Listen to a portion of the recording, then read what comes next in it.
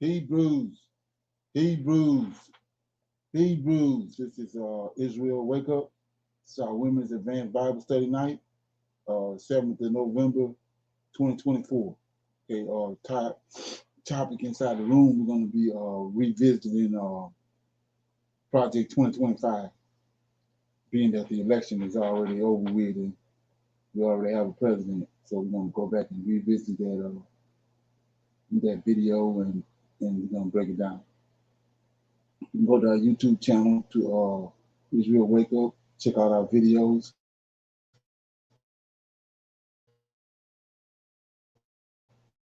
We have videos that you can examine and check out and to the Holy Scriptures. And if you like what you're hearing and receiving, I'm asking you to like, share, and subscribe to the channel. We greatly appreciate it. Okay. And we have our Cash App at the bottom of the screen in case someone feel the need to support the channel. And that too would be greatly appreciated. Okay. Our hours of operation is Thursday nights. We have our Women's Advanced Bible Study on Israel Wake Up, and we have another class on Sunday nights at 5 on Israel Wake Up. So if you want to check that out, you are more than welcome to join us. This is a non-Messianic channel. For those that don't know, we deal with the Tanakh and the Torah. Tanakh being the Old Testament, so-called Book of Remembrance, and the Torah is the first 5 books of the Old Testament that was given to Moses, okay, by our Redeemer, the Lord of Hosts. Shalom and welcome to this channel. Okay, this channel is dedicated to Israelite women. Okay, so keep that in mind. Welcome to our Women's Advanced Bible Study. We're going to do our normal, which is a moment of silence, prayer, Psalms, Women's Help, current events. We have some need to know information. We'll open up for anybody having questions or comments or any dialogue. Then we'll go into our topic, which is Project 2025 revisited. Okay, we're going to break that down. Okay, this moment of silence is for the Lord of Hosts, and all of these doing to bring about our prophesied deliverance in these last days. Oh Lord, we come before thee at this time. We are thankful for the knowledge and the understanding that you have given unto us up until this point. And we seek thy face this day, that you shower us with peace, enlightenment, and a sense of togetherness. Oh Lord, we see thy hand in the affairs of the world, and we know and understand that what you have spoken in the past will surely come to pass. Turn not thy face from us, but hearken unto this plea. Hearken and do, O Lord, for we need you so very much at this hour. All praises unto you. Okay, so with that being said, somebody gonna read the Psalms, or do I have to read it? Somebody gonna read the Psalms? Yes, sir. Go ahead, Brother Leonard. Okay. Shalom. All right. Okay.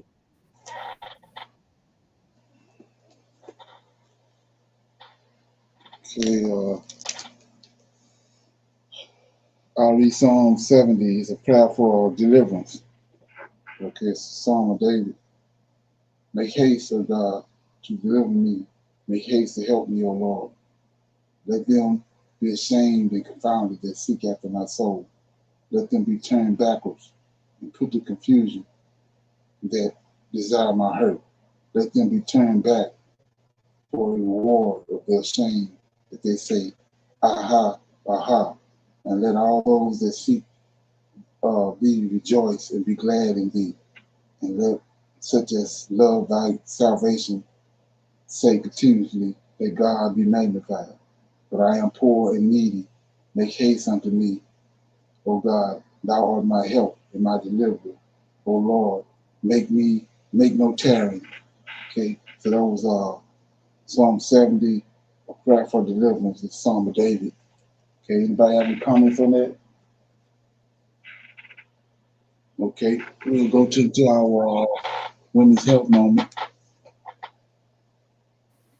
Yes, sir. Shalom, everyone. Please know that the information that is shared is intended for general, informational, and educational purposes only and is not medical advice or recommended treatment. Tonight's discussion is on the benefits of sweet potatoes. Don't let their sweet nature fool you. If you've been passing over sweet potatoes because your only experience with this root vegetable is as a side dish fried in oil, slathered in butter, or topped with toasted marshmallows, you're missing out. The sweet potato is an excellent choice of starchy carbs thanks to its high fiber content and beneficial nutrients. Oh, and don't let the word sweet in its name fool you. It scores lower on glycemic index than a white potato. Sweet potatoes are good for people with diabetes, people who want to lower their cholesterol, and people who want to lose weight. Plus, they're just plain tasty. Here's why you should stop avoiding sweet potatoes and start embracing them as part of a healthy diet.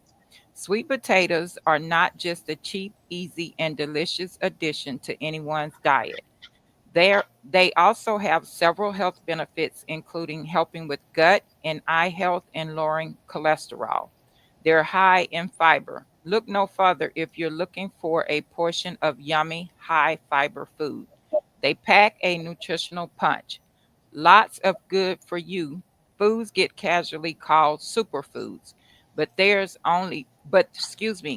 if there's one that deserves the title, it's the sweet potato. It has fiber, vitamins B6, A, C, and K, and potassium are just some of the notable nutrients in a single serving of sweet potato. Sweet potatoes are also a non dairy source of calcium. Many varieties of sweet potatoes, especially purple sweet potatoes, have high levels of antioxidants. They can help maintain blood sugar levels. They're good for gut health. They can improve your eye health. They can help you maintain a healthy weight. Sweet potatoes are high in fiber and water content, which means they fill you up for longer and increase your feeling of fullness. This is something a lot of us like to do, but please know that how you eat sweet potato plays an important role. If you're mashing them up with butter and brown sugar, for example, you won't notice the same effects on your weight as if you were simply baking or roasting whole sweet potatoes with minimal seasoning. They're good for your immune system. Many vitamins support your immune system, but vitamins A and C are two of the most common, and sweet potatoes have both vitamins in fairly high amounts. They help regulate your blood pressure, they make your skin glow. Sweet potatoes contain a lot of magnesium, which is collagen producing mineral. So, getting plenty of this mineral can help improve your skin health by improving hydration and boosting skin elasticity. The bottom line is not only do sweet potatoes taste great, they are also super nutritious. Thanks to its high amounts of fiber and water, sweet potatoes remain low on the glycemic index. Plus, they can aid in gut health and digestion, help you maintain your blood sugar levels, promote healthy eyesight, and lower your cholesterol, among other sweet potato health benefits. I'm going to be reading Proverbs chapter 12, verses 4 through 11, a virtuous woman.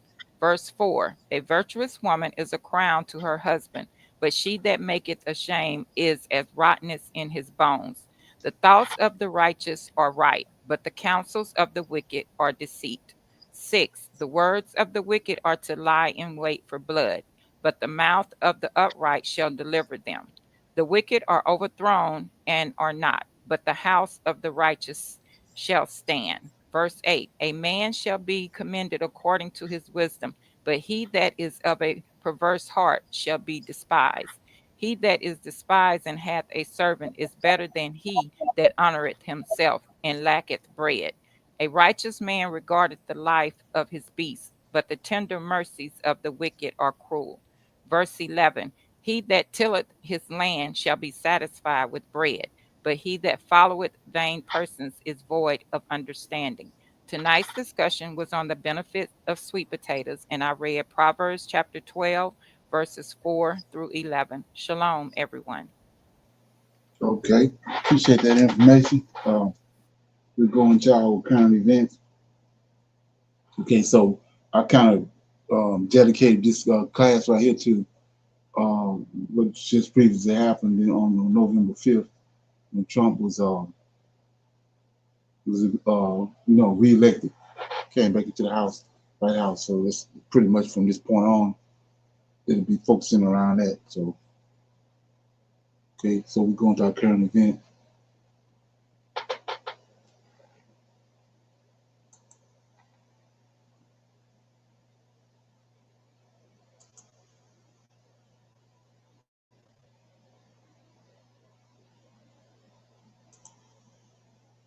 Donald Trump already working the phones with world leaders. First up, Israeli Prime Minister Benjamin Netanyahu. Netanyahu's office says Donald Trump called him to vow to work with him in Israel's fight against Hamas and Hezbollah. CBS News senior foreign correspondent Holly Williams live for us in Tel Aviv. We wanted to tell our viewers we're on about a 4-second delay, my voice to Holly's voice. But question for you, Holly, do we know the fullness of what was said and promised on that call?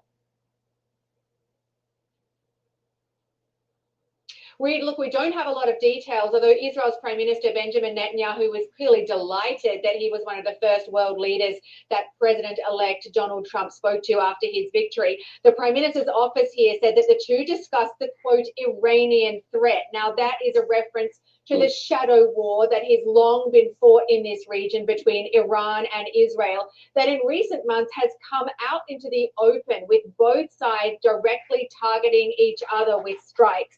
The US is very worried that it could widen the conflict here in the Middle East even further. Before the phone call, Netanyahu, in a statement, congratulated Donald Trump in extremely enthusiastic terms, saying that his win was, quote, history's greatest comeback. Now, Trump, as you know, was a staunch supporter of Israel during his first term in office. And here in Israel, just a few days before the US election, a poll found that 66% of Israelis wanted Donald Trump to win. Only 17% were supporting Vice President Kamala Harris. So Benjamin Netanyahu must feel some sense of power given these new developments. He's digging in his heels. We do know he fired Yoav Gallant. So a big question, will a Trump presidency do anything to end the war, or do we expect a deepening of these conflicts now that he has that confidence?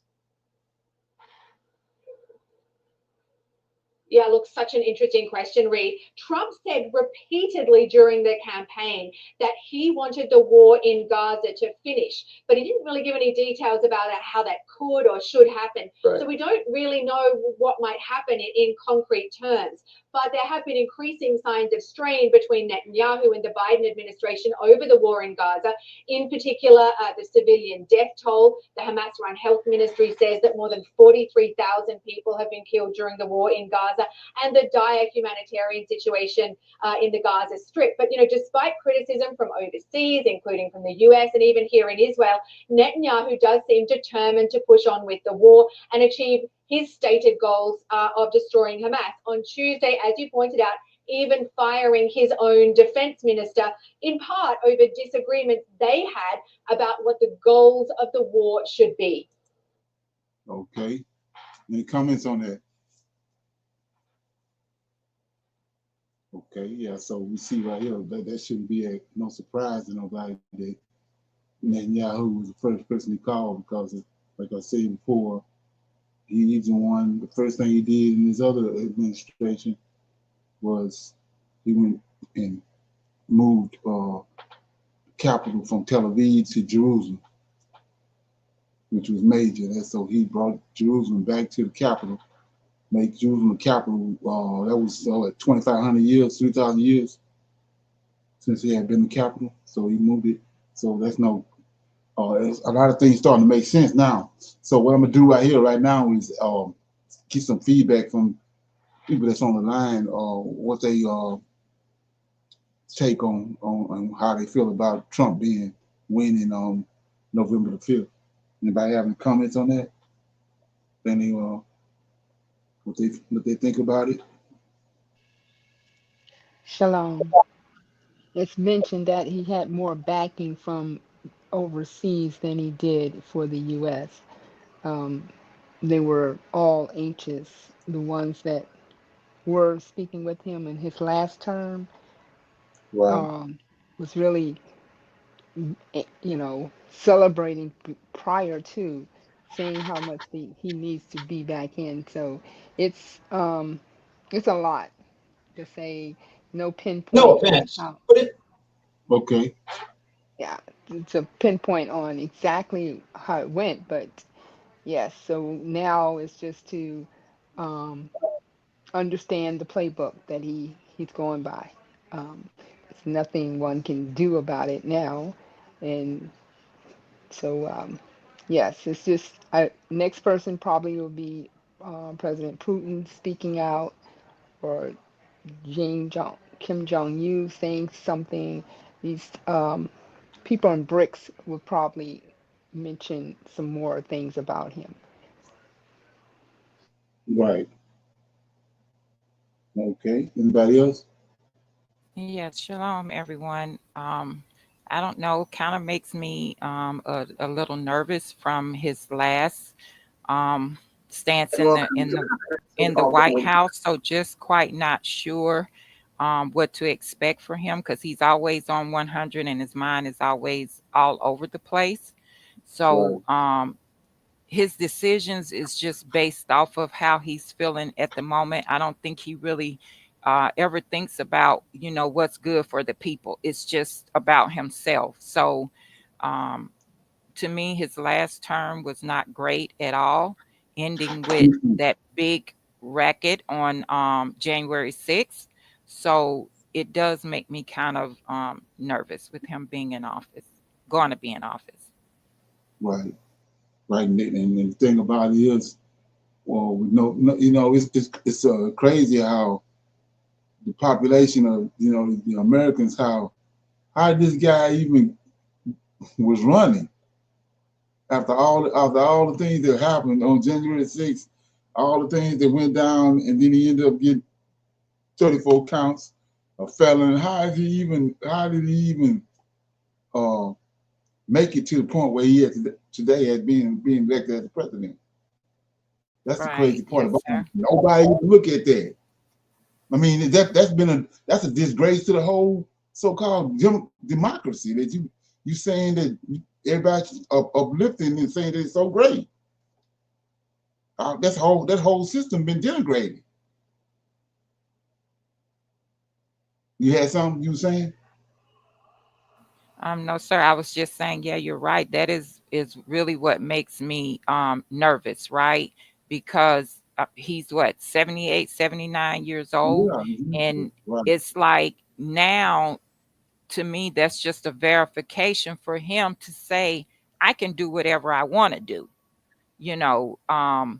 because like you say, he had all these charges, still has to go to court here soon with these, Right. other charges. So to me, when you just let a person like himself, right, that can run for president and win, but you have people with less of a background that can't even vote or get a job, Right.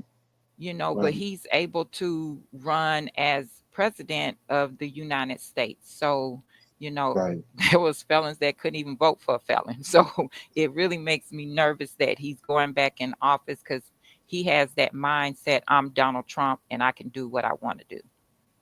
Right. Exactly. Exactly. Shalom, shalom. Okay. As we think about the Bible and prophecy, he can be used now because of how things are going on in this world. Although the curse is being lifted, I believe Esau still wants to have a stake in the game, as far as what's happening with this president being reelected, and he still has a date in court, or they just dropped it.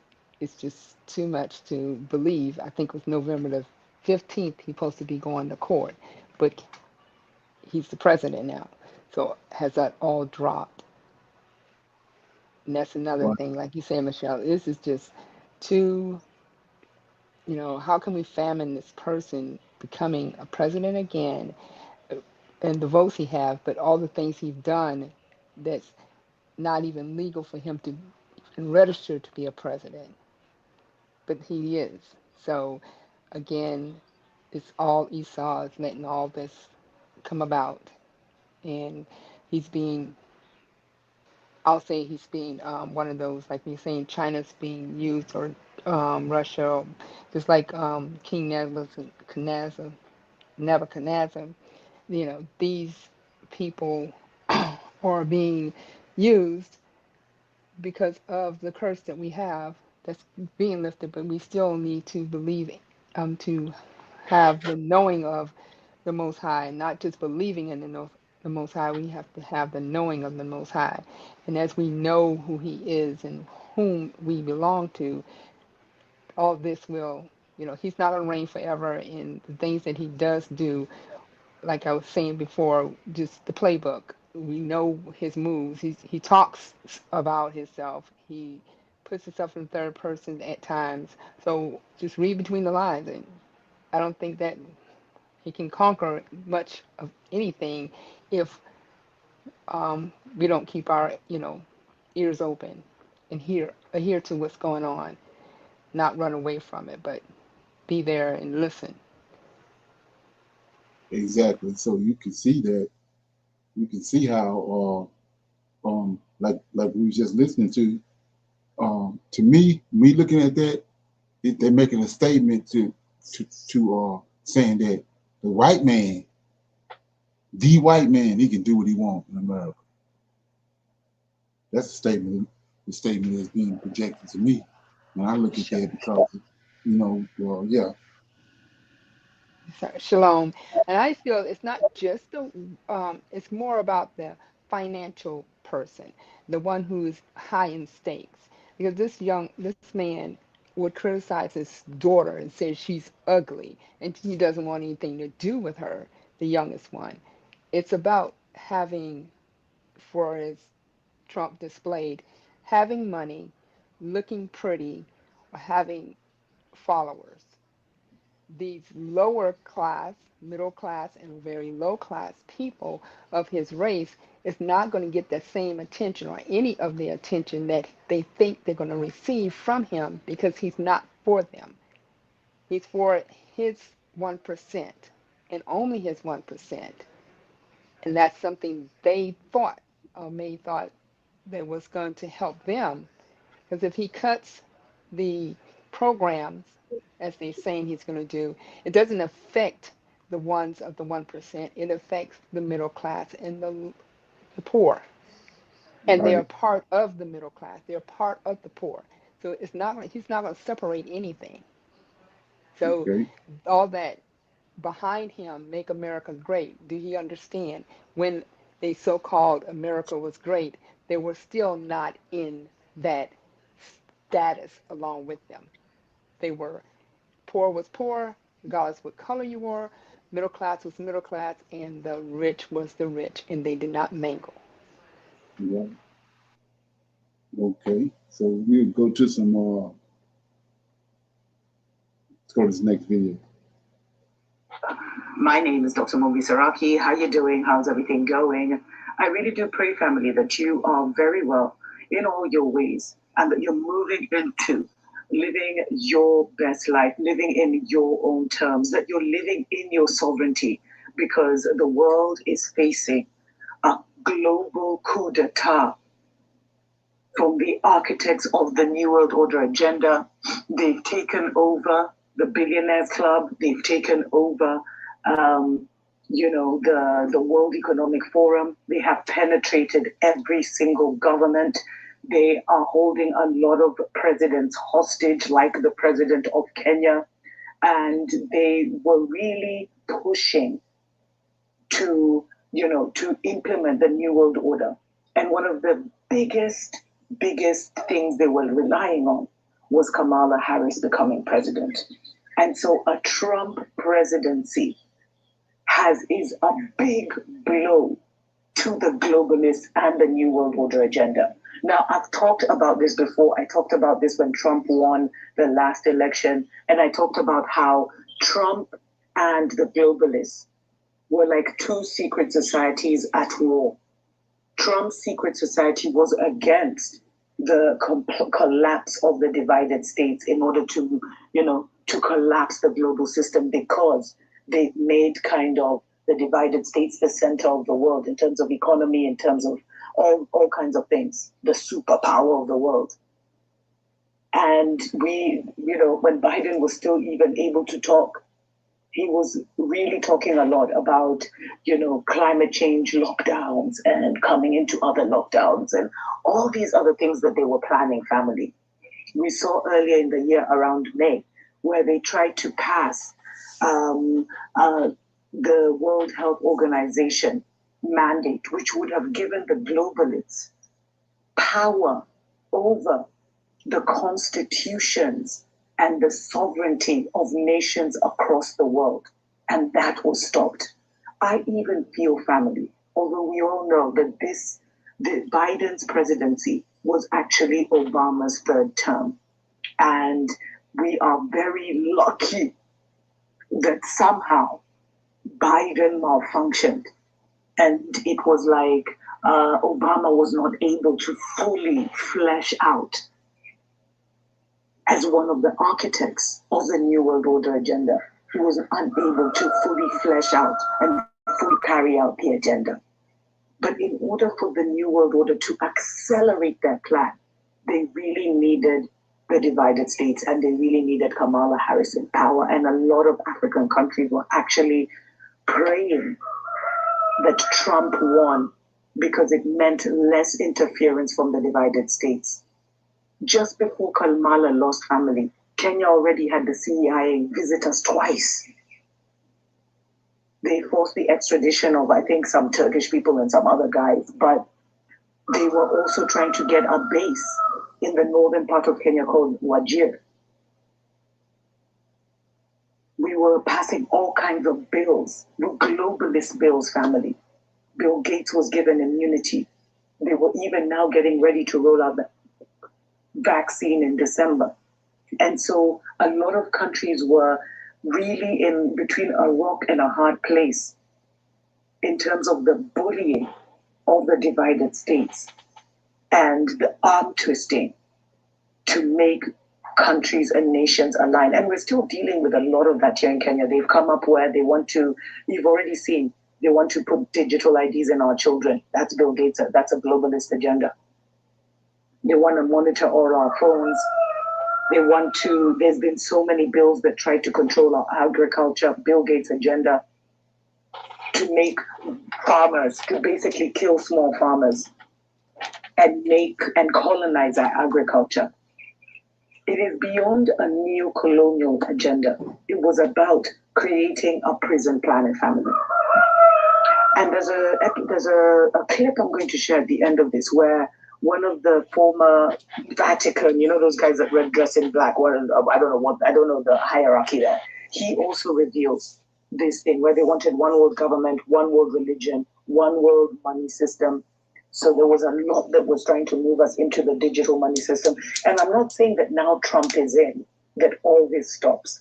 But the globalists have suffered a major blow.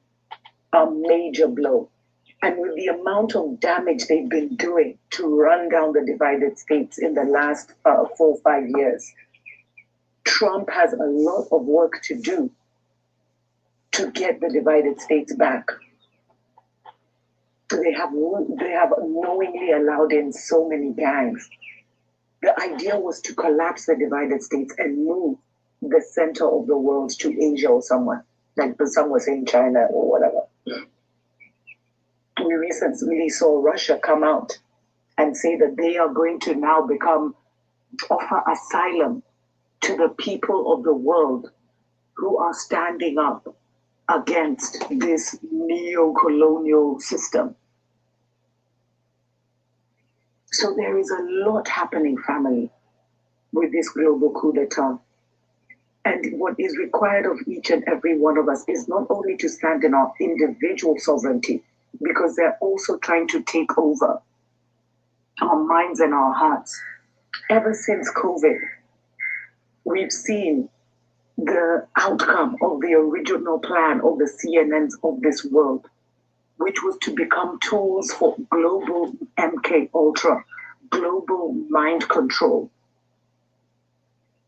global wizardry and magic by pushing negativity 24 hours a day, pushing death, pushing destruction, pushing wars, pushing starvation, pushing that negative image about Africa 24/7.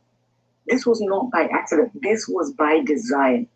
And I'm telling you, family, they came this close. If Kamala had gotten in, we were fucked. Let me just put it like that. Excuse my French. But we were really, really going to be screwed. And a lot of countries were going to immediately fall because the plans had already been set. And they need to move with haste. In fact, that's why they've moved with so much haste, especially in 2024. Because, you know, first of all, they didn't think that Biden would malfunction at the time he did. Obama actually thought he'd see out his third term. Obama has not been welcomed very well in Kenya. Now, you know, Kenya has been at the center of their agenda, especially on the motherland, of course, to try and push back what BRICS and what Russia is doing. But it's deeper than that. Because Kenya happens to be custodians of something that is extremely powerful, and we have the hidden nation. I've talked about this so many times, family.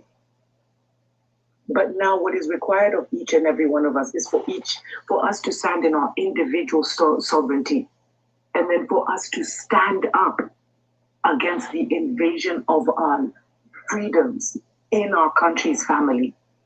Have you seen how much chaos? And this happens every time before an election. There's been so much chaos across the world, from Martinique to Mozambique to Botswana to Kenya to Ghana to the divided kingdom. There's been so much instability as these guys try to force feed their agenda on the puppet presidents they control because they have their secrets. Okay, any comments on that? Is that making any sense? Think about it. Shalom. Well, it's very surprising what she was saying. There's something I want to look into. But if what she was saying, that the threat that she felt that the vice president was going to be bringing to the rest of the nations and to the U.S., I don't know. It would say that when I was mentioned before that Russia and China and there were Nehu or was appreciating him, saying good, glad. They are very glad that he is the president again. That by them saying that and by she saying what she's saying, seemed like they're painting a picture of Kamala Harris as the bad person, the big bad wolf, I'll say.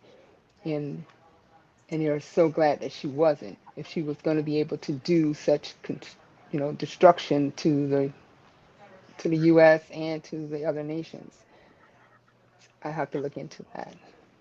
Okay. Anybody else? Okay, so you gotta look at that and say that when you understand, it's just like the owner of Wendy's and the owner of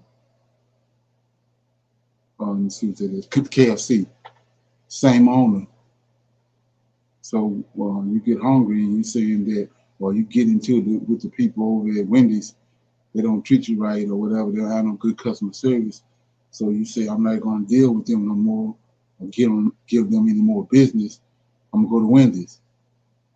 Well, Wendy's, the owner, he owned both of them. He owned Wendy's and he owned KFC. So you like a rock, you're in between a rock and a hard place. And it's the same thing with that. It's no matter, the agenda is still going forward, no matter if Trump or Kamala Harris won.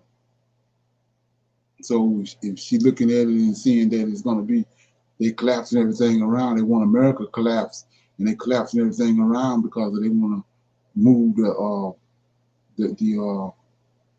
center of their world somewhere else. They still gonna do it. It's just that I mean, really, to tell you the truth, when you look at it, they already know it's gonna be a shift. Because you go back when Obama won, and it's two things that happens. You already know he's not in charge because you had the Senate, and you had the Senate and the House, and you was a Democratic president, and both the Senate and the House was Democrat. You got the world at your hands, so you ain't do shit. So and you go back and further than that, is Republicans had the same thing, so they're not in charge because they would take advantage of that. But that's what these people are supposed to be going to do now. Is what we're going to talk about later. But if they're in charge, why you didn't do what you had to do when you had Senate and the House of Representatives? You had at that time you had the Supreme Court in your favor, and then you was the Democrat president. Anything you wanted to do, you could have done it. That let you know they ain't in charge. They don't have the power to. Right, they don't have the power. That's what I'm saying. So that's a fluke because of what you see them doing before November 11th, they still doing it. They just to put somebody else in the chair. They want this place to collapse. Right. So that's what we're looking at. It's just they didn't throw everybody off and then like I said, to throw the mood off. And my thing is this. A prime example, what I'm talking about is the Christian and the person, especially the Israelite, that believe in Yahushua and believe in Jesus. Because you believe in Jesus and you so headstrong about him and you ready to run into a brick wall behind him, that don't mean shit. He still ain't real. He still ain't got nothing to do with us as Israelites. It's the same thing with that. They're gonna still do what they're gonna do. I don't think gonna stop them is the creator when he comes back. But it don't matter because people getting emotional on this side or that side, you getting all emotional. That don't mean nothing. That's how they've been playing us for years. Because we getting all emotional, that's supposed to mean something. That don't mean shit. Because they continue to go on with their agenda. Okay? It just got you fooled. Got us fooled thinking that it's something was foiled or something was cut off because of this person didn't get in. No. They're going to still got both of them, they're working on all of them working for the same people. There's a cabal at the top. Okay? And that cabal is not Republican and it's not Democrat. Okay? So, with that being said, we're gonna right here. I thought this is very interesting. We're gonna check it out. Then we'll talk about it. Let me get it. Faso, if it is facing a threat from the West, recent events have shaken the geopolitical landscape of West Africa as Russia deploys a massive number of troops. This is a prime example right here. They was trying to kill, matter of fact, 17 times they tried to kill Toure before the election. But look at this. To Burkina Faso in response to a failed assassination attempt on President Ibrahim Traore. It is clear that Russia will stand with Burkina Faso no matter what. But why, once again, an assassination attempt? And why is Russia willing to protect? Let's find out.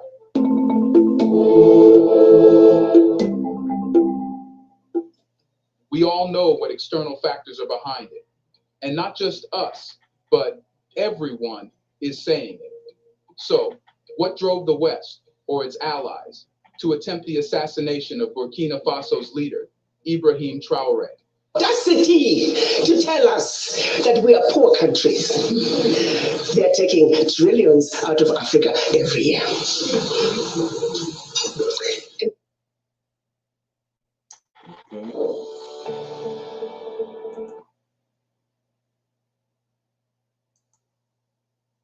We can do it. brilliant, programmed black man who just give in. And then one might say, why is it that African leaders haven't done anything about this deplorable situation? Well, let me tell you, my brother and sister, they have tried. Documented to this day, 22 coups where leaders were assassinated. The first 7, when they decided they were pulling out of the CFA and that they were going to print their own money, they were assassinated. Every time an African leader has tried to do what's best for their country, they were assassinated. Let's cut through the noise and get straight to the point. The West, or its allies, had every incentive to attempt the assassination of Ibrahim Traoré, and it's no mystery why.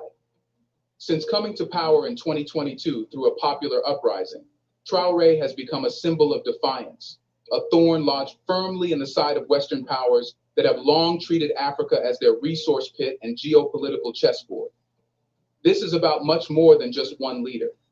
This is about the West's desperate attempt to cling to its crumbling grip on a region that is rejecting it outright. When Traoré emerged as the face of Burkina Faso's new leadership, it wasn't just another regime change. For the West, it was the start of a nightmare. There was a young, dynamic African leader, unapologetically anti-West, who wasted no time in kicking out French troops, shutting down Western influence, and severing ties with France, Burkina Faso's former colonial ruler. That alone was enough to set off alarms in Paris, Washington, and London. The French, once confident in their neo-colonial arrangements, saw their influence in West Africa being torn apart. And behind closed doors, you can be sure that the discussions were not about diplomatic solutions. They were about how to get rid of this problem permanently. And this wasn't just talk. Traoré didn't pull punches. He actively worked to undo the very structures of Western economic control in Africa. The West has spent decades entrenching itself in Africa through financial institutions, military bases, and so-called aid, all designed to maintain a quiet but firm control over the continent. Traoré saw right through this facade and made it clear that Burkina Faso would not be a pawn in this game anymore. His rhetoric wasn't just words. It was followed by real action, partnering with Russia, negotiating military deals, and forming economic alliances that directly undermined the West's monopoly in the region. This is where the West's panic button got pressed. Here's the critical piece that should make everyone sit up and take notice. Traoré's growing alignment with Russia. So check this out. So they tried to kill him yesterday. Let that front made. So election, and all they had, these white folks had going on, election and all that, they ain't stopped nothing. Yesterday, they tried to kill him. Russia. If the West feared anything more than an African leader rejecting their influence, it was an African leader turning to Russia for support. Why? Because Russia represents a strategic counterweight to Western dominance, and an alliance between Burkina Faso and Moscow threatens to unravel the West's long-standing control over not just Burkina Faso, but potentially the entire region. The assassination attempt on Traoré came suspiciously close to the signing of key cooperation agreements between Burkina Faso and Russia. So he said that whole region. What's the region? Negro land. Come on. These agreements were not just symbolic. They involved military aid, Russian troops and resources coming to assist Burkina Faso in its fight against jihadists, a role that French forces had failed to fulfill. It's no coincidence that this assassination attempt happened after Traoré sealed these deals. The West couldn't afford to let Russia deepen its foothold in Africa through leaders like Traoré, who openly challenged the West's economic and military dominance. Western media and political leaders may frame this as an internal issue within Burkina Faso or as part of the chaotic instability that plagues the Sahel region. But don't be fooled. Negro land. The real issue at play here is the threat Traoré's survival poses to Western interests. The assassination was a strategic move, an attempt to reassert control over a region that is rapidly slipping away from Western hands. Ask yourself, why now? Why did this assassination attempt take place after Traoré strengthened ties with Russia? The West's hand was forced. They couldn't afford to wait any longer. Traoré was consolidating power, rallying more African nations behind him, and becoming a symbol of anti-Western resistance. The growing popularity of leaders like Traoré is part of a broader shift across Africa, a continent that is starting to wake up to the fact that Western aid is a scam designed to maintain dependence. Leaders like Traoré see this and act on it, and that is precisely why he became a target. Apart from this, watch as Western commentators try to distort Traoré's motivations, painting him as an extremist or a destabilizing force. Hi, I'm Burke, a small business in. Okay. Leading Burkina Faso into chaos by rejecting French support. But the reality is the exact opposite. Traoré's leadership is stabilizing the country by replacing French ineffectiveness with tangible Russian military assistance. The West needs this straw man to deflect from the fact that their influence is waning.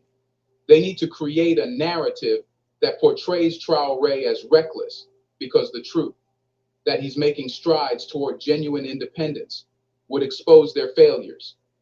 The assassination attempt was meant to be a quick surgical strike, a way to eliminate the problem before it grew into something larger. But the West underestimated something crucial: the resilience of Burkina Faso and the extent of Russia. Yeah, I got a question, right? What's the difference in this and then back in Egypt? Nobody never really looks at it, but why they didn't kill Moses? Moses never came up dead. With all that was going on, he never came up dead. Okay, let that from me. Comment? Yes, sir. When he was younger, he was supposed to have chopped his head off. So I believe they were still afraid of him in knowing that his God was a God of one. And they, testing him, but yet still afraid of him. Because all the miracles that happened, they were afraid to kill him because they could have killed him, but they were afraid of him. But yet tried to bully him into, accepting that they was not going to let the Israelites go. But when, as God used him to harden his heart, and then he came about to free them, I believe he was afraid to kill Moses. Okay, so they when you say they're afraid they kill him, look what they did to our book. Yes, sir. They kill it with words. They were not afraid. Look what they did. The Most High gave that word to the world, and they came and changed it. They wasn't afraid. They couldn't kill him, just like they can't kill him. Right. Because it's prophecy. He says that he's gonna watch over it and watch it and let it and make sure that it perform itself. Everything that he prophesied. You think they didn't want Moses dead? Yes, they wanted him dead. They had many times to kill him when he came in face of Pharaoh and stood there with Aaron, and he had his two magicians, and then he had more people there because it was just Aaron and Moses coming into at Pharaoh's throne and standing there and talking to him. The Most High was there with them. Yes, the reason I said afraid, because I think they were more afraid. They were afraid of the Most High, not so much of Moses. I would say, the Most High. I feel, as being that Moses did not get killed, being that him and Aaron was the only two in Pharaoh's home, and Pharaoh has an army people, thousands of people in his army there at his place. They could have, but he was afraid of the Most High, the God that Moses served.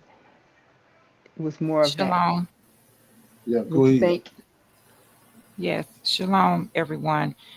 There is nothing no one can do when you are protected by the Lord of hosts, our creator.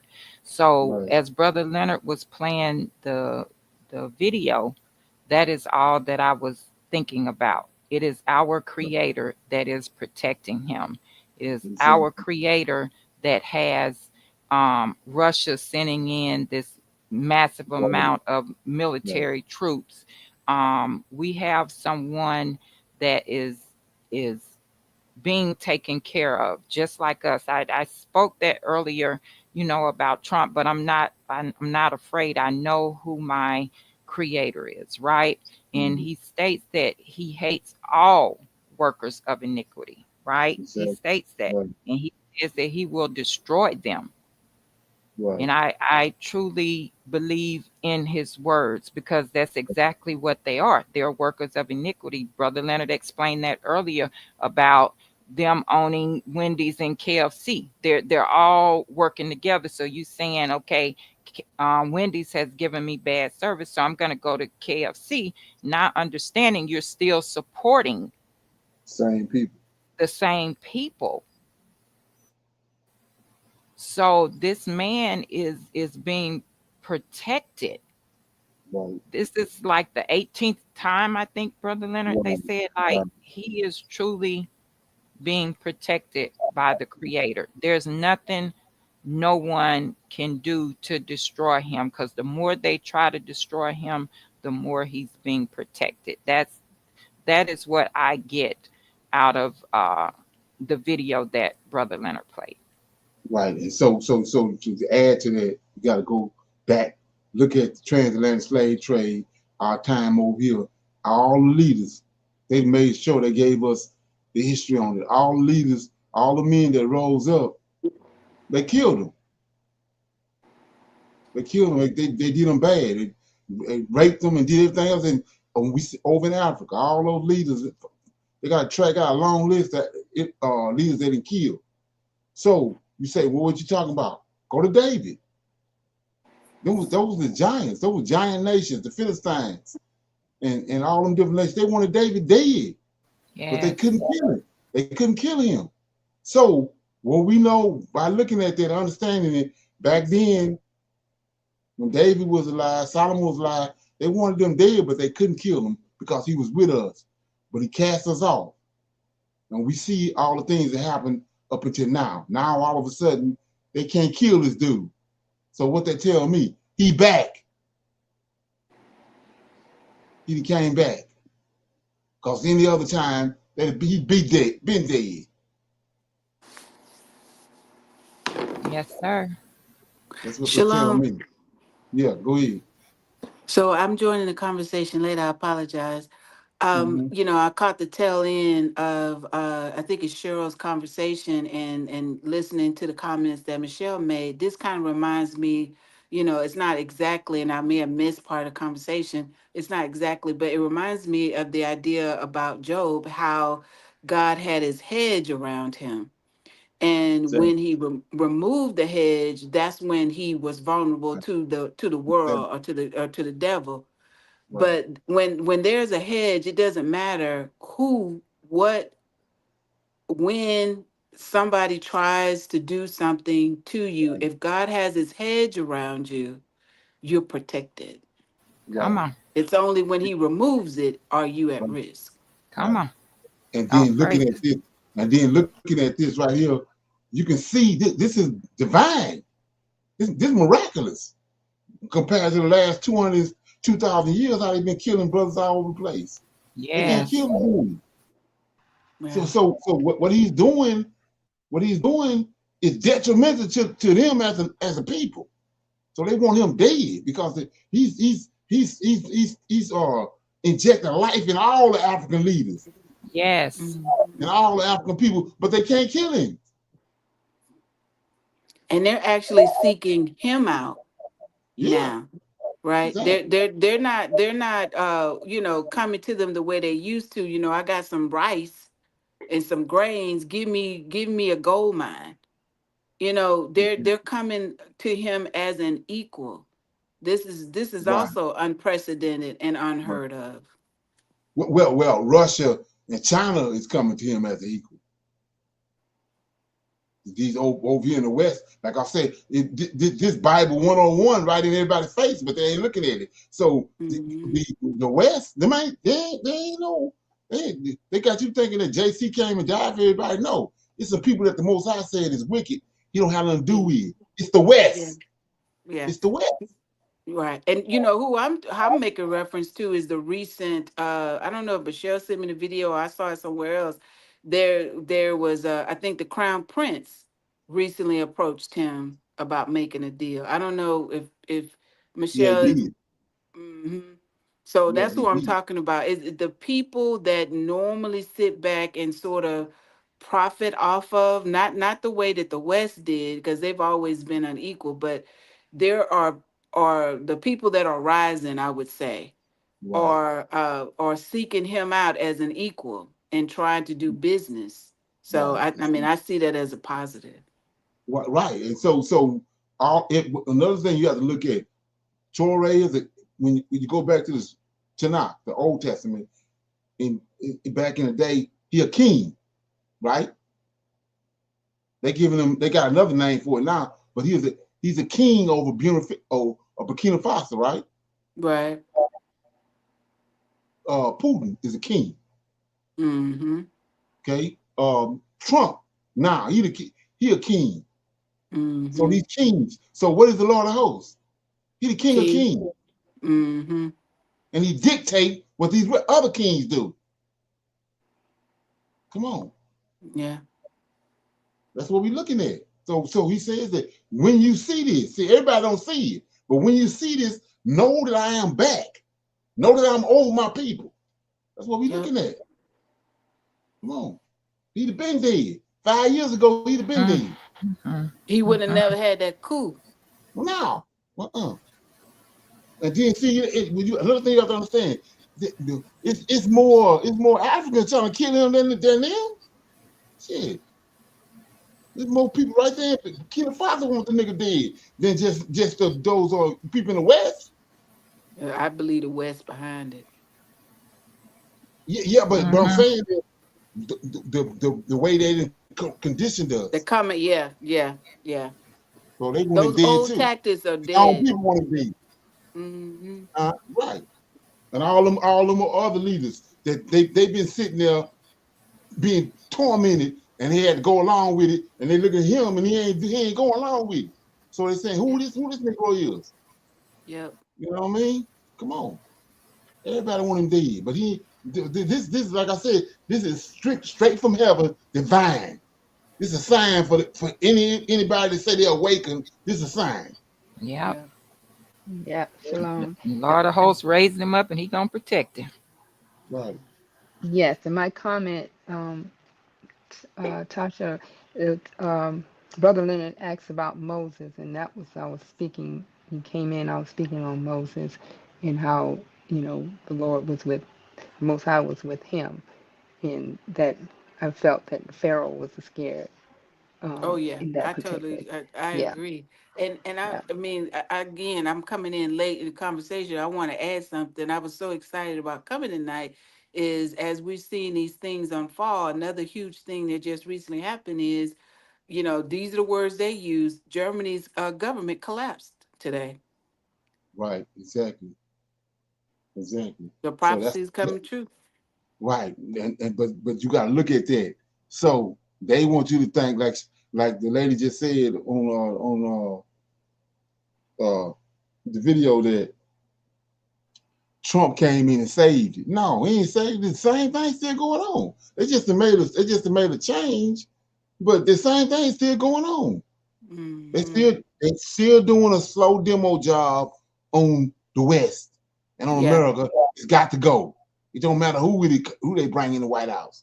Right. Because they got another agenda, and then they see that their dominion is being foiled. They see the Most High hand in this. They see him bringing their dominion down. They're trying everything under the sun to try to stop it from happening. And so, like the lady was saying yesterday on the video, they don't want no woman in there. No woman ain't finna be in there at this time. when they whole world and their life on the line. These don't matter if she's white or black. Like you said, they didn't want Hillary Clinton in there. They damn sure don't want her in there. Come on.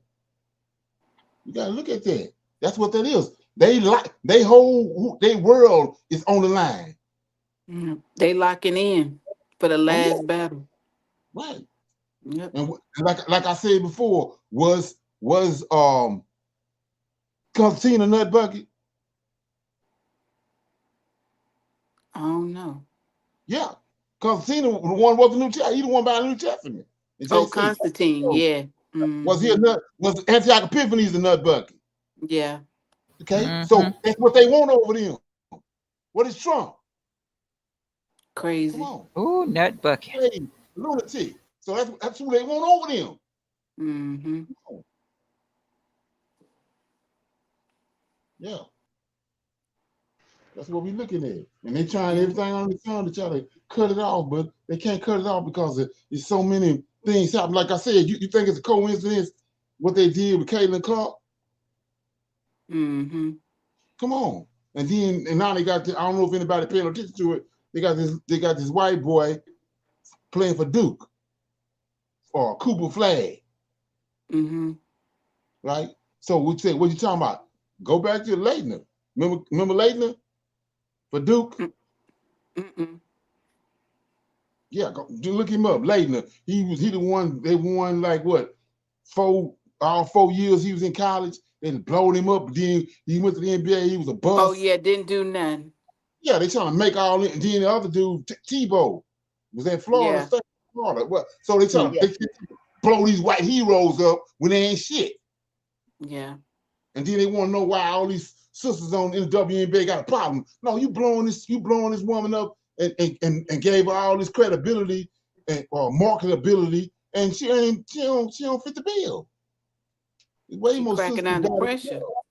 Yeah, that's all. So all that is because they see that they who they are being denigrated. Mm-hmm. All the lies they done told about who they are and what they said about us, we being elevated. Mm-hmm. Like I was saying about my man for which I mean I'm almost started crying. Lamar Jackson for the Cardinals, for the Ravens, Baltimore Ravens. Mm-hmm. The dude from 9 years old, from the first time he ever started walking, he doing breaking all these records at 9, 10, 7 as a quarterback. Then he get ready to go to college. Now it's a problem. That is he gonna be able to be a quarterback in the NFL or a quarterback in college? Mm-hmm. They trying to recruit him, but make him as a wide receiver or running back. Right. See what I'm saying? When you look at us as a people, if you got a black man here running back, he can be a quarterback too. Yeah. You can't change the game. Limit him.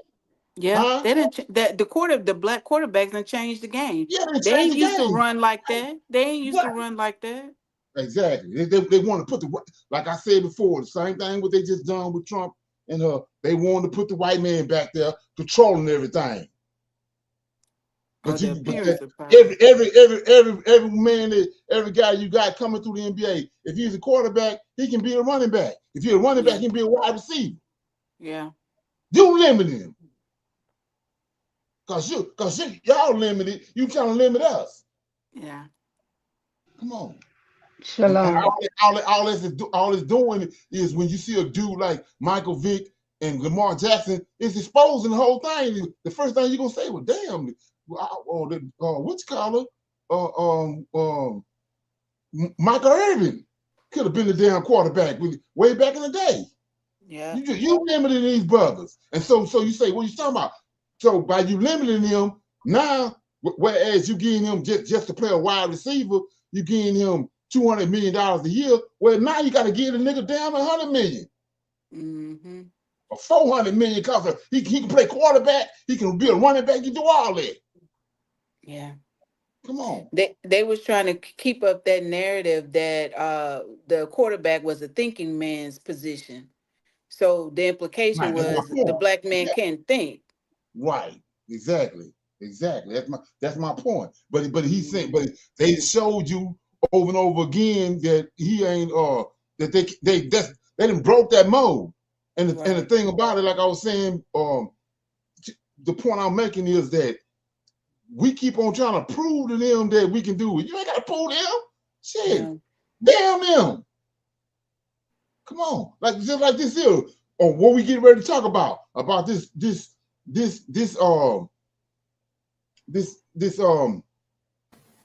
Project 2025, right? They saying that they didn't showed you all of what's gonna happen with what they got planned for Project 25. But the Negroes over here telling her, they saying that they don't want to deal with Kamala Harris no more, so they're gonna go with Trump. Well, they already showed you what Trump represents and what he tied to Project 2025. You heard what they said today. Yeah, so you feeling a certain type of way. You gonna shun her, but go over here. But you already know they already showed you what's going on in living color. Yeah. I think a couple of people came out today. You know, they have that like I got you, that old crazy look on their face. I think Banner said, I just want y'all all to know, we've been denying Project 2025. So now that we won, I want you to know it really was a plan all along. I'm like, who you think you're fooling? You didn't fool us. We do that. Yeah. You fooled them nut buckets. You ain't fooled nobody because we already know it's happening. Yeah. Right. And then the crazy part about it, Trump never did veer away from it. He kept on saying what he gonna do. Yeah. The whole time so how you win? You got 34 counts. You're a felon and you talking this crazy shit, but you still won. Come on, man. It was always the plan. But we should be rejoicing it because that means the prophecy is being fulfilled. Right. I mean, that's the point. Yeah, exactly. Yes. So it's this like this fog that's over everything right now. And not understanding that that's an illusion. Because our time is here. There ain't no fucking fog. Right. Our time is here. Yeah. So Shalon, I want to say something crazy. So the more, I've been feeling more and more energized as I think about it because I'm listening to this whole idea of what is it called? Naturalization. Right. They want to act like that's for the immigrants, so-called immigrants who really are indigenous to this country, but that's another thing. They talking about us too. And the more and more I think about it, that's probably gonna be our pathway out of here. Denaturalize us, like you doing something bad to us, or you fulfilling God's prophecy. Exactly. Because we're supposed to be leaving. So we've been thinking all along, what's that gonna look like? How that's gonna happen? This man right here, he gonna bring it about. The modern day Pharaoh, so-called king. Okay. Right. But it ain't gonna go down the way they think it is. Exactly. Is there something? Oh yeah. Yeah, check this out. I'm gonna play this, then we're going to y'all listen.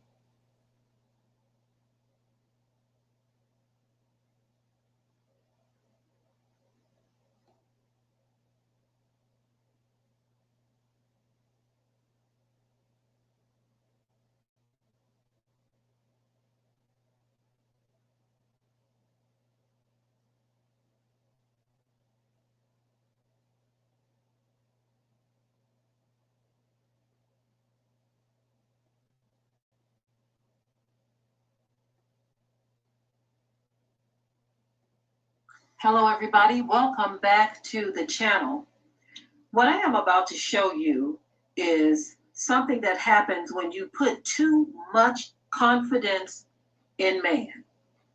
These people had a total meltdown when Kamala lost the election, and the way they are responding is ridiculous.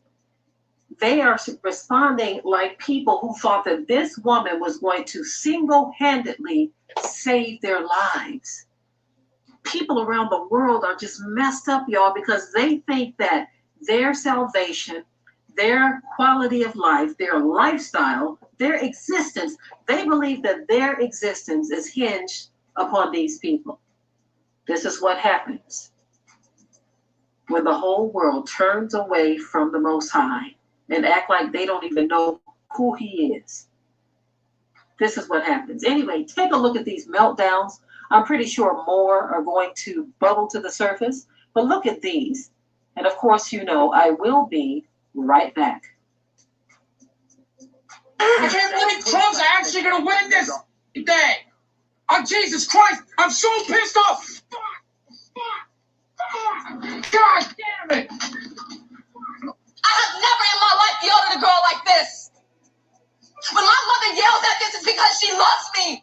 I was rooting for you. We were all rooting for you. How dare you? I will make it my life's mission, my dying wish, that none of you weirdos can hide in the future. You can't lie to your kids. You can't lie to your grandkids about, oh, it was so confusing. It was hard to see the truth. He was so convincing. I will not let you get away with that. Like, that was not normal. This is not normal. I will make it clear to everyone. Like, I will make sure no one is confused about how things were right now in this very vital, crucial time in American history, that it was not confusing. It was not confusing at all. You just stood for that. You stood with that and for that. Like, I can't emphasize enough, there will be nowhere to hide. And history is going to look back on this and look back on you in a very negative light.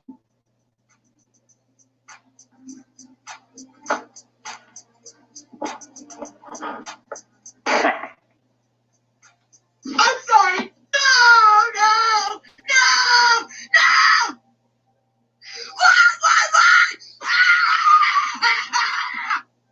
Why? Do you really hate me that bad?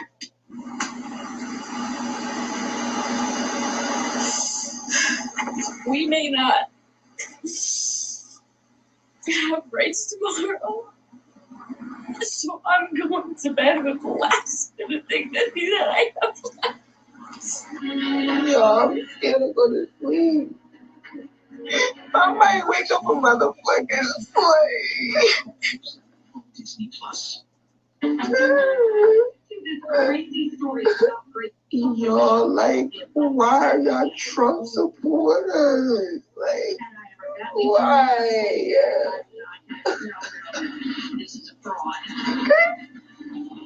Okay. Yeah, so you want to watch all of that. It's redirecting. It's a total meltdown because of Kamala Harris lost the election. Any comments on that? I think that I'm going to admit that I too was disappointed. But as I thought about it, I mean, of course, I didn't act like that. But I think what I recognize in the response is that I think for us as Black people, it was a trauma response and a reminder of what has been that lives in our DNA, of what we've been through, what the stories that we heard. I think it was a reminder of that. The other people, I don't think they really recognize. I think it may be a subconscious awareness that something is coming and a change is coming. They may not know the Most High, and so they are afraid. They're fearful. But everybody recognized with that loss that there was something coming. I think there was two things I said to myself, and I think I said this to Michelle. If Kamala wins, God has given us 4 more years of grace. If she loses, that means that God has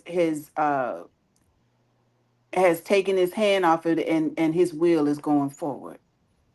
And so when I recognized that, I realized that that it wasn't a time to be sad. It was a time to actually rejoice, because I mean, we're going to go through something. I recognize that. I'm not idealistic, but I know who is in control, who's guiding it, and that's what brings me hope, because I see his work being done.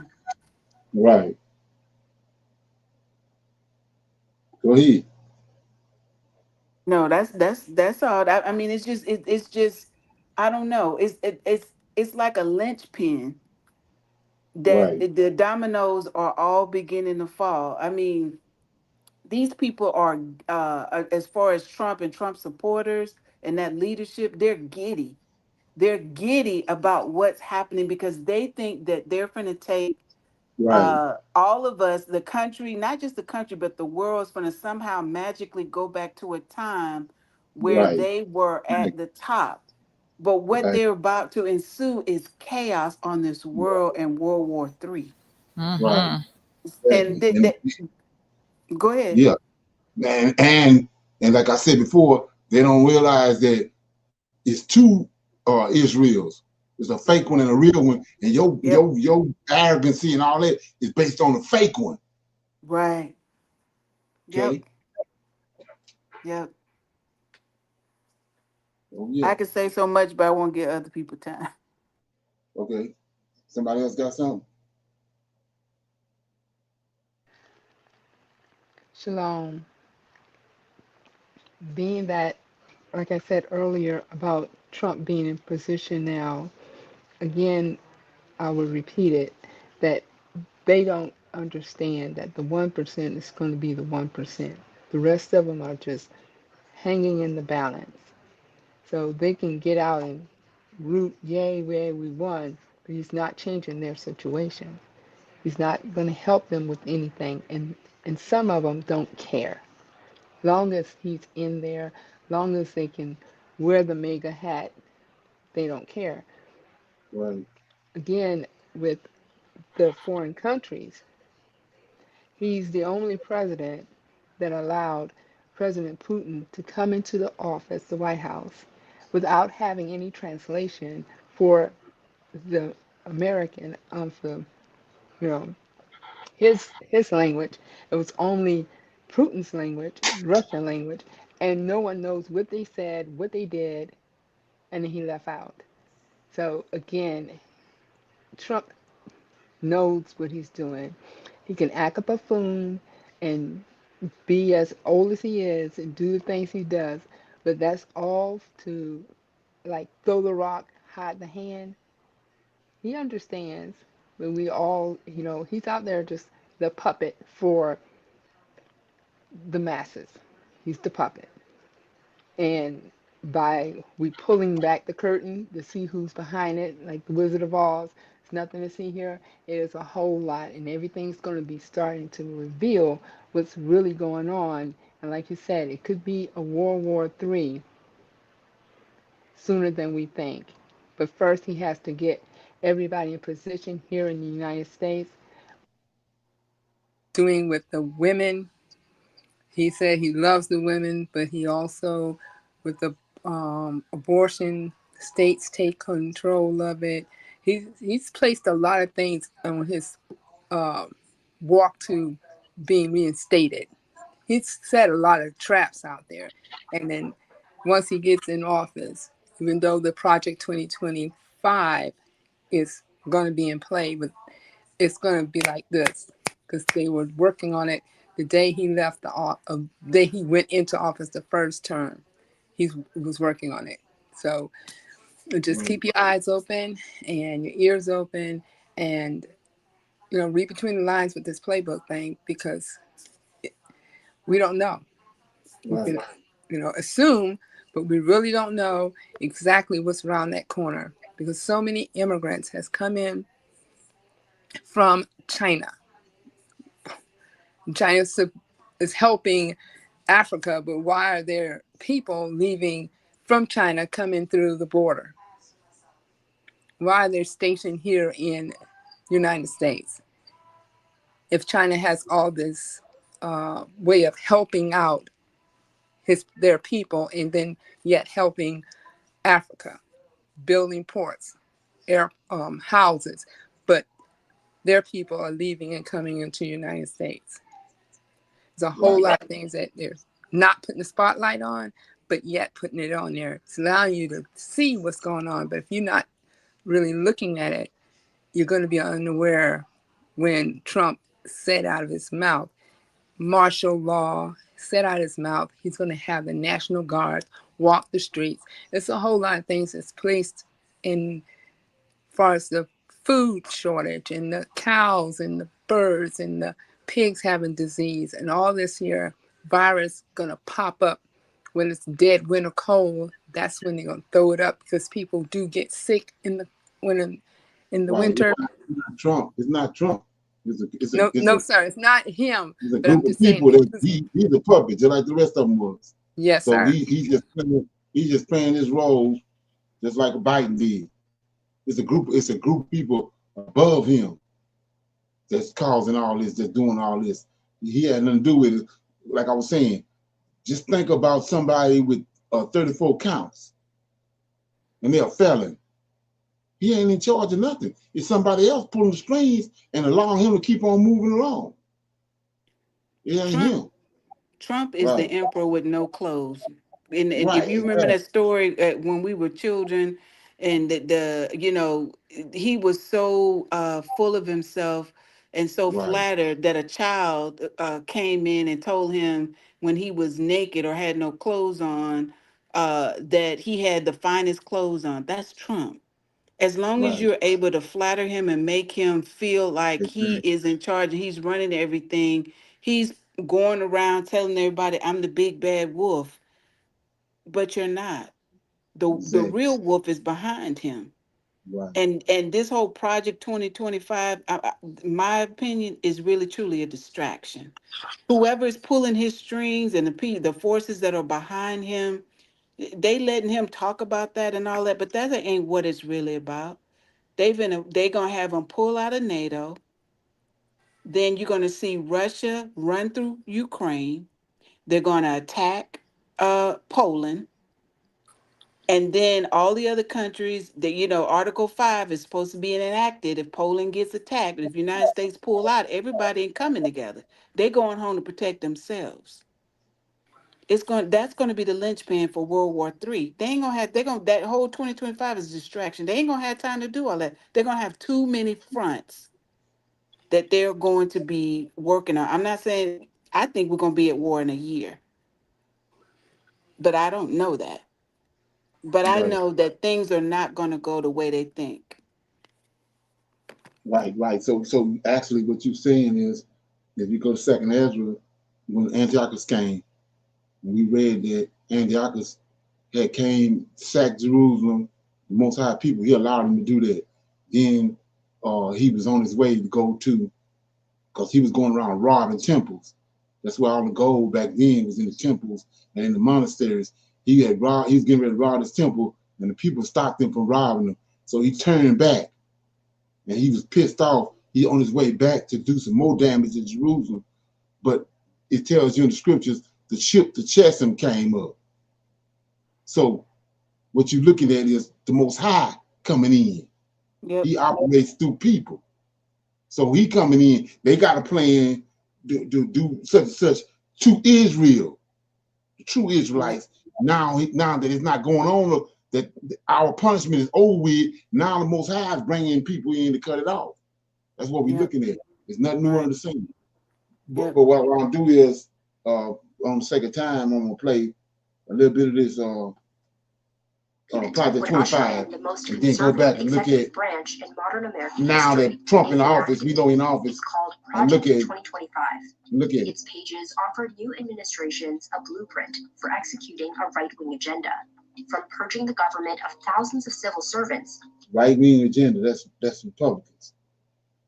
To dismantling the Department of Education. We do have to initiate the largest mass deportation project in the history of this country. Former President Donald Trump has distanced himself from Project 2025, but Democrats aren't buying it. Project 2025 would roll back our fundamental freedoms, undermine our democracy, and gut checks and balances. Here's a closer look at the four main pillars of this radical plan and how they could transform the American government as we know it. One of the things that's interesting about Project 2025 is the tone. You hear the term woke mentioned dozens of times, radical mentioned dozens of times. It's remarkably driven by culture war politics. Project 2025 is designed as a government in waiting if Trump or any conservative president returns to office. It's the brainchild of the Heritage Foundation, a conservative think tank and lobbying group that has helped staff Republican administrations since the Reagan era.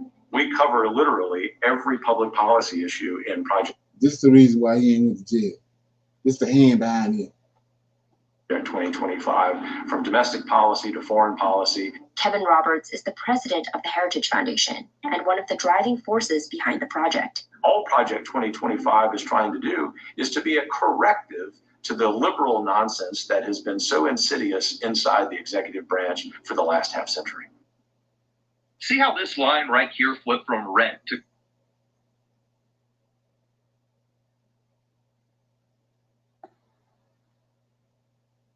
says Project 2025 is backed by more than 100 conservative organizations and a $22 million budget. So I think the size, scale, and sophistication of Project 2025 is unprecedented. The project has 4 main pillars: a policy plan, a personnel database, an online academy, and a playbook for the president's first 180 days in office. We can be ready to hit the ground running on day 1 of the next administration. The first pillar is a policy agenda that focuses on dismantling the so-called administrative state, or what some conservatives call the deep state. Either the deep state destroys America, or we destroy the deep state. For Project 2025, dismantling the administrative state means purging the civil workforce of tens of thousands of federal employees and replacing them with conservative pre-vetted picks. There's a concentration not just of power, but a concentration of radical leftist ideology in these employees. Hopefully, we will see over the next 10 to 20 years the elimination of entire cabinet departments. The plan would dismantle the Department of Homeland Security, eliminate the Department of Education entirely, and transform the FBI into a political task force that is accountable to the president. But the leadership of the FBI has been awful and rotten and not transparent for a long time. It is very important that Congress reestablish its purview over the FBI, generally its jurisdiction. To give a sense of how radical this is, the FBI is an organization that has never been run by a Democrat. And so this is an organization that in its bones is a fairly conservative organization, and where now you have right-wing voices saying that it should be eliminated. The playbook also outlines a plan to bring many federal agencies, like the Department of Justice, under more direct presidential control. What Project 2025 articulates is the idea that the president should be the one directing the activities of the Department of Justice, even if that means that the president will not be investigated or that the DOJ will be sent to attack the president's political enemies. We will root out the communists, Marxists, fascists, and the radical left thugs that live like vermin within the confines of our country. The Heritage Foundation says it wants to ensure that what remains of this whittled down federal bureaucracy is conservative, not just for the next president, but for a long time to come. So he said the first thing he was going to do was get rid of the immigrants, right? Check this out. Hello, everybody. Welcome back to the channel. Going to give you all time to gather as I get ready to bring this broadcast. For those of you who understand the time we're living in, we are going to keep you updated on things that we feel are relevant to us as the children of Yah. Before getting into the broadcast, I am going to ask that you would go ahead and share the link.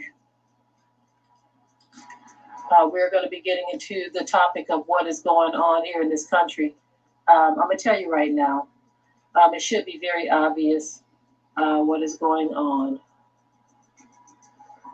in this country, but for some people, don't know what's going on. Very clear. And it's also very clear that some people do know what's going on. To those of you, one, because that one was one that wasn't put through properly. When you're going live, you have to make sure all systems are go before going live. Otherwise, something can go terribly in this broadcast in this election. A lot of stuff was said during this election. And if you're not spiritually discerning, you will fall for all of the rhetoric. You will fall for all of the promises. Now, I feel like on both sides, promises were made, but I hope y'all were paying attention, family.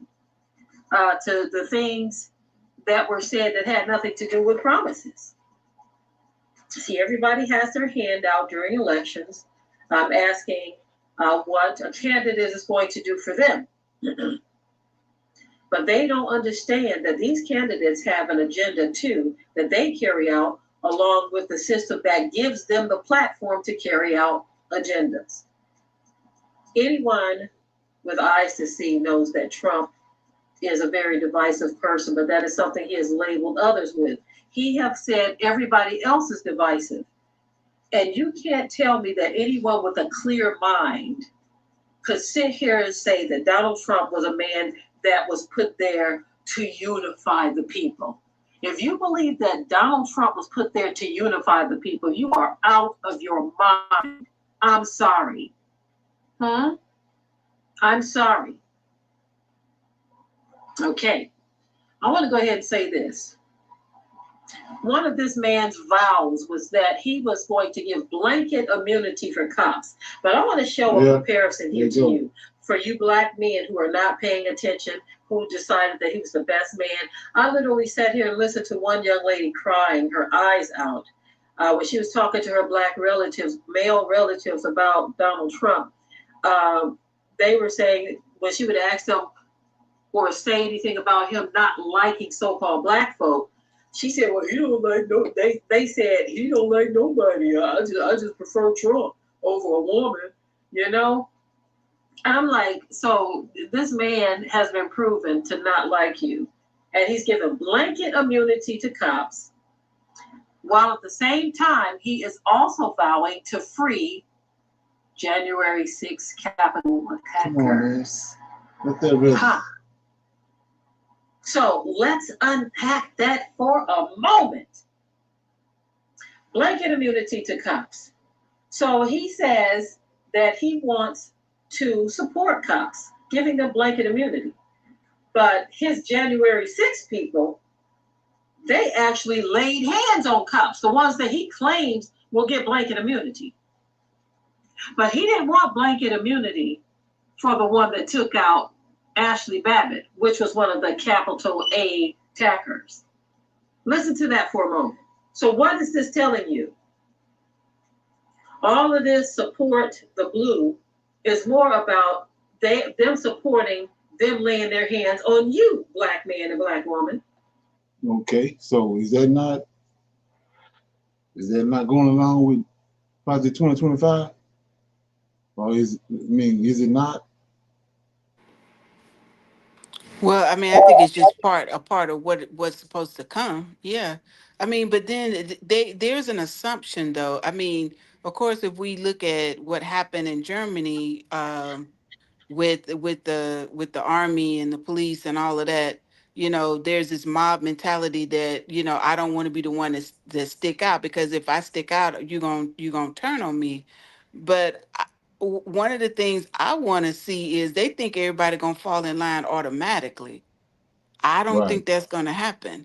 I mean, I think, I'm not saying all cops are bad. There are some bad cops, but there are also some good cops. I'm not sure if the military is going to, unless they already got their generals and those leaders strategically in place. I'm not sure if they're going to be falling right in line, because he's now the president or the king, and they just gonna fall in line. They have military coups all the time. Look at who we were just talking about. That was a military coup. The army turned against the government. Right. And so, like I said, they think things gonna go one way. I'm not sure it's gonna go that easy, because they're gonna give an illegal order. And Leonard was in the military. You give an illegal order, an unconstitutional order, they're not obligated to follow it. The question is gonna be, are they gonna stand up and actually do it? Because if they don't have those generals in line or in place, they're not gonna follow a unconstitutional or illegal order. They don't care what they change the law into. They pledge to the Constitution, and just because you change the words of it and now say it's the law, I'm not sure that they're gonna just go along with that. But I could be wrong. You got to go back and look at what they've done. They got a whole bunch of blacks out of the army. They ain't just started working on this. Yeah. Nine boys all over. It's back to like Trump said. You want to make America great again. Back when it was a white army, white cops everywhere. The whole problem with these people, these mega people, is they see how the African American is rising, and that's what they want to cut that off. That's what this first 100 days is gonna be. Everything they're gonna do the first 100 days is to denigrate everything that got us rising. Right. Day one. You said the dictatorship. The first 100 days. And so when the plan was that they wanted to get a Republican president in office, and they wanted to have control of the Senate, the Congress, the judicial system, which is the Supreme Court. And all four. And they wanted the president to be Republican. That's where we at. Right. Is that not part of the plan of 2025? Exactly. But the other part of that too, the spiritual side of it for me is that when you have all four branches of the government like that, you're not totally responsible for all the outcomes that come of that. It ain't gonna be no scapegoat. Like I said, if she would have won, this would have been 4 more years of grace potentially. But no, that wasn't meant to be. So now y'all got all four. So everything that's going to happen, everything that's coming, there is nobody else to scapegoat. It's all on you. And that's how it's supposed to be. Right. So if you go to they got senators all over the United States, senators of wealth. Like like over in Arizona, they got centers where they got a lot of wealth being generated. Like for instance, Silicon Valley, right? Okay, so we had Black Wall Street. Right. What did they do? Burn it down. Do we have another Black Wall Street? No. They don't want that. So have there ever been a woman president? No. That's what 2025. Ain't finna happen. And you delusional if you thought it was gonna happen. That's my point. Oh yeah. So back to the black quarterback. Back to the black quarterback. He got to do everything under the sun to try to get over that hurdle. They ain't gonna let it happen. Michael Vick, look what they did to him. They put in dogs. Talking about he was trading dogs. They cut it. It's not gonna happen. That's my point. What I'm saying is that you Negroes keep on trying to make them the standard and trying to live up to their standard when you already above them. You already above them. You already made you above them. And you start looking at them as the template. They ain't the template. The sooner we do that, as soon as we stop looking at them as a template, they do. That's the only hope they got on us, is that we keep on trying to compare ourselves to them when we're way more superior than them. Check this out. Good night. Yeah, me too. Stick around to the end of this video. I have just the thing for better sleep. Beams Dream Powder. Welcome, fellow warrior who still has the stomach for the fight. I appreciate you being here. Let us talk about what we can expect from Donald Trump on day one. This horrific nightmare of a replaying of 2016, where we worried what would be done. Some of our worst fears came true. Some we were able to batten back. So folks, before we listen to this, you got to think about the process. All the people that voted for him, the blacks. Think about that process and look what he's saying. The Washington Post wrote this headline: "What Trump has promised to do on day one as president." How did you come to terms with your own mind that you voted for him. Come on, man. For his first day in office, including mass deportations and banning transgender women from sports. It gets worse, of course. There are marginalized and traditionally victimized populations across this country who will absolutely be in the crosshairs, sometimes literally, of the Donald Trump administration. So let's look at one thing. I ain't gonna stop it no more. So they jump out and they say, you know, the Christian or whatever, they say, well, he's trying to get rid of the transgenders. Yeah, okay, but what's the deal with that? Yeah, that's cool. But this same dude that got a problem with transgender, he think black folks ain't human. So just as much as he hate the damn transgender, he hate Negroes. Come on. This is where the article starts. Check this out. I'm going to show you how I afforded this car.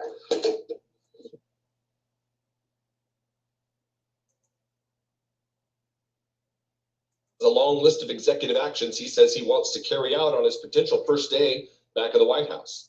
Among them, begin mass deportations, eliminate perks for electric vehicles, and ban transgender women from women's sports. Trump has made 41 distinct promises about what he says he wants to do on day one. But you just disconnected him. You just disconnected him from Project 2025 times on the campaign trail, according to a Washington Post analysis of his speeches from his campaign launch in 2022 to September 2024. Now, at the end of this article, they explain exactly what their modes of finding these promises. They went through Rumble videos and interviews and rally speeches. This is an exhaustive list of what he said he would do on day one or his first day. They searched a broad spectrum from a couple of different terms. While presidential candidates often trumpet their plans for their first day in the White House, Trump has leaned especially hard on this rhetorical device when he's behind the teleprompters. His proposals often envision stretching the powers of the Oval Office beyond how previous presidents, including Trump himself, have invoked them. It's important to know what lies ahead. It's important to know what the lay of the land is. It's important to know the battle plan of the enemy.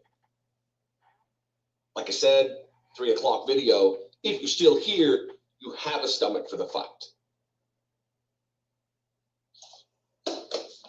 Play nice is over. We need to know what they plan, and we need to devise a plan in order to combat it. So I'm going to put some of these graphics up from the article. I'm done reading from the article, but I just want to give you a flavor for what's at store here, what's at stake, what is in store and what is at stake. We're going to start with education. Trump has promised on day one to cut funds to schools that teach what he has described as critical race theory and transgender insanity. 82 times he's promised. They've talked about eliminating the Department of Education. So what do the Klan and the redneck have a problem with? Transgenders and black folks. Education. They're going to take the Florida model of book banning to the next level. They're going to try to stop teaching American history accurately. They believe it's critical race theory to teach about the evils of slavery, to teach about the valiant resistance-led efforts of civil rights pioneers, from going all the way back to people like Harriet Tubman, Martin Luther King Jr. They're going to do it under the guise of white children feel sad about being white. It's racism. They're going to enshrine racism and white supremacy once again under color of law in American schools to propagandize young children who know the wrong thing about slavery and its evils, about how we got rid of it and what the aftermath of the Civil War was. Immigration, one of the most deadly consequences of Donald Trump's win. 74 times he has mentioned starting the largest deportation operation in American history. 74 times. There is not an apparatus in place. There is not the infrastructure in place to deport the over 10 million people Donald Trump has promised. It will decimate families. Adjacent, it will decimate the economy. Somebody got something?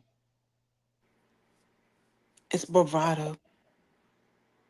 Say it again. It's bravado. They are so into themselves. They act as if there's going to be no resistance whatsoever. I don't see that happening. Like I said, I believe this is a spiritual warfare that we're about to enter. This age of resistance and fighting is not going to be just here in the United States. They think nobody else is going to be looking and seeing and taking advantage of what is to come or whatever they throw out. That somehow they so smart, they're now outsmarted everybody else. And they playing right into the Most High's hand to me. Right. But we'll see. Right. Yeah. A little more of this. Our agriculture industry, the agricultural economy in this country is fueled by immigrant labor. Right.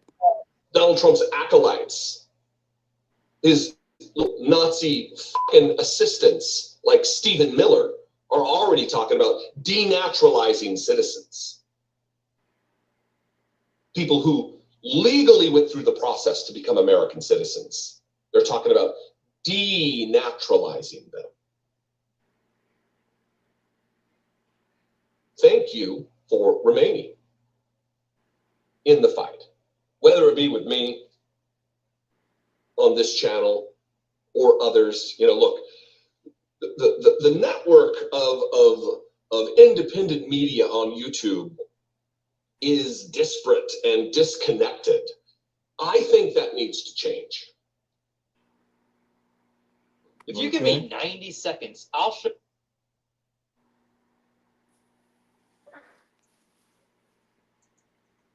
The Midas Touch individuals, I don't know those guys and gals. I don't know them. I need to get to know them. I know David Pakman. I know Farron Kai. I know a few, very few. But there needs to be an organized binding together of teamwork if we're going to fight this. It can't be individual efforts. Okay, we're going to leave right there. Any comments or anything before we go? This ain't our fight. If we listen to the voices of the people talking about, oh, this is horrible. I mean, we're talking among ourselves, right? That's one thing, and how we are going to deal with it. But it's interesting to me is how they talk about it. Right. What are they going to do? Or are you going to be, you walking around with your big boy pants on talking about, we got to resist this and all that. And then as soon as you can blend in, are you going to blend in? Or are you going to stay on the fight? I think you're going to end up fighting themselves and the people that came together to start all of this stuff and put in place the Germanys, the France, the Belgium, all of them. We're not going to be involved in this. We're gonna feel the effects of it. I believe that, but they act like there's gonna be no resistance from their own. That all of a sudden every white person is gonna align up with them. I don't see that happening. I'm already hearing the rumblings of the farmers out in Iowa who voted for him, talking about, well, what do you mean about these tariffs? Right. Exactly. I don't know if them people voted for him.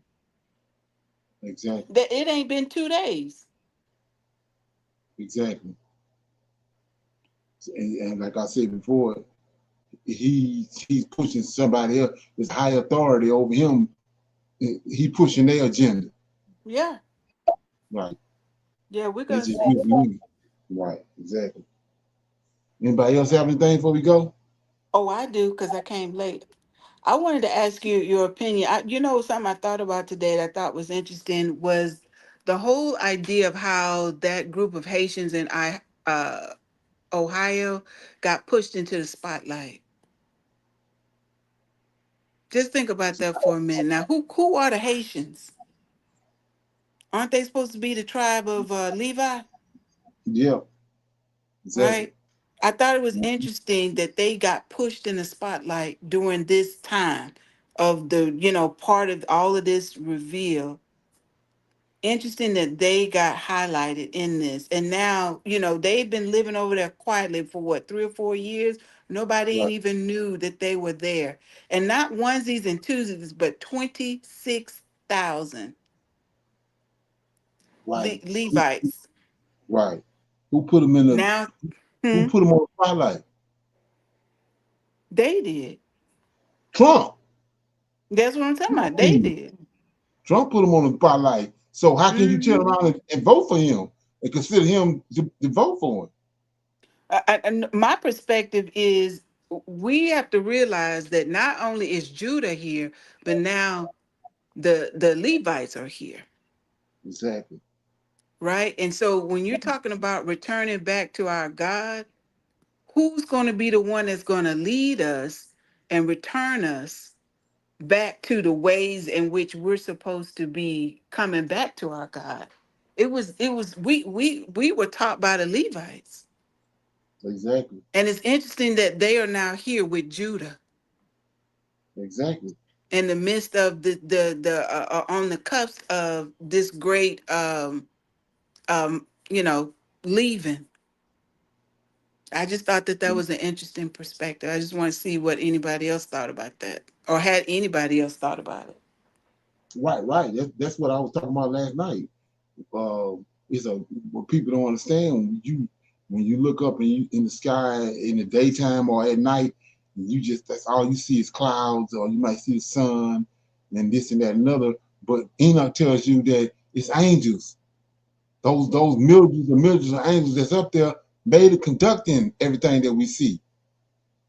They operate in all that. Well, when he came to the earth and he made man, then they eventually built the temple. Then the Levites is doing what the angels doing in heaven. It was thousands and thousands of them. That's why he separated them from the rest of the other 11 tribes. They conducted everything that was going on in Israel, in the temple and all that. And now they're here. No other man is like them. Yeah. Right. And now the world knows that they I don't know if everybody know who they are. Right. All they know is that they Haitians. I just thought it was interesting. It just kind of clicked in my mind that there's a whole group of them living in the United States. I'm not saying they living like they did in old. I just know who they are. And all of a sudden they here with us. Right. Yeah, he's behind it. Just like see what happened at that bridge when all them Haitians was at that bridge that ran them off. See, they know. We don't. The majority of us don't know, but they know. So they know exactly what it is. This whole Agenda 25 is about that. That's what it's about. That's what I'm saying. Together. Yeah. With the tribe of Judah. Yeah. Ain't that something? Anybody else have anything else before we go? No, sir. Okay. So with that being said, say shalom, and another shalom. I see everybody on Saturday for the Shabbat class. 10 o'clock. Shalom. Shalom, everyone. Shalom. Shalom, everyone.